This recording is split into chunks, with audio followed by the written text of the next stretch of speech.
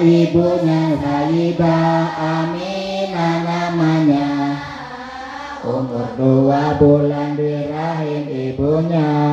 Ayahnya telah wafat meninggalkannya. Setelah disusui Ibu Aminah, lalu disusui Halimah Sa'diyah. Nabi 6 tahun umurnya, ibunya juga wafat meninggalkannya. Innalillah. Kemudian diasuh oleh kakeknya. Abdul Muthalib sangat menyayanginya.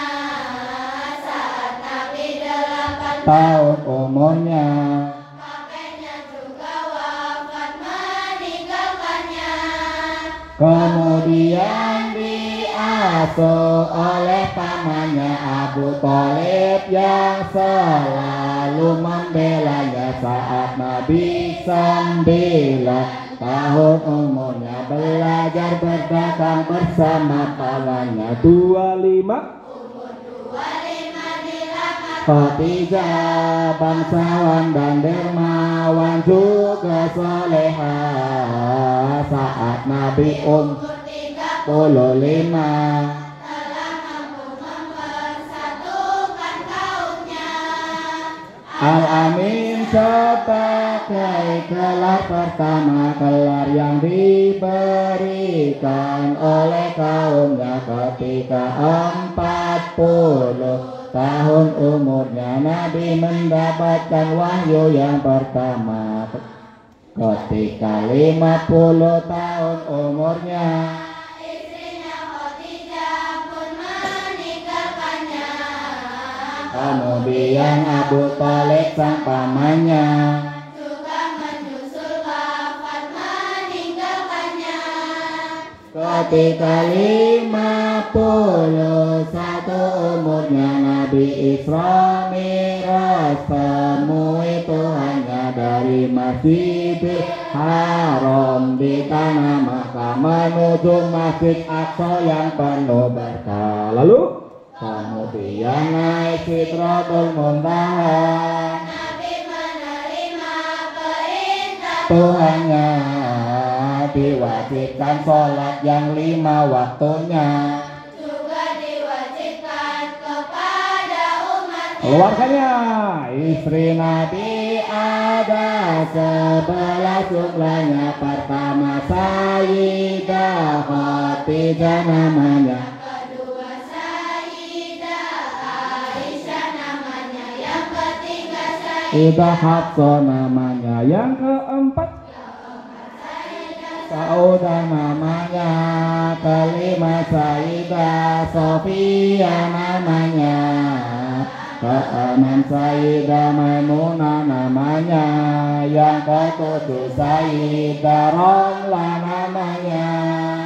Kedelapan Sayyidah Hindun namanya. Yang kesembilan Juwaiyah namanya. Ke-10 Zainab Huzaimah namanya. Yang ke-11 Zainab Jahdi namanya.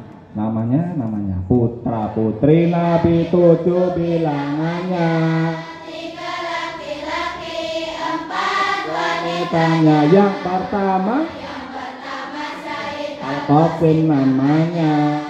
Yang kedua Sayyid Abdullah namanya. Yang ketiga Sayyid Ibrahim namanya. Hanya Ibrahim yang Putranya Siti. Yang keempat Sayyidah Fatimah namanya. Kelima Sayyidah Zainab nama. Yang keenam Sayyidah Kulsum namanya. Ketujuh Sayyidah Ruqayyah namanya. Itu semua keluarganya Nabi. wajib dimuliakan dan Cintai.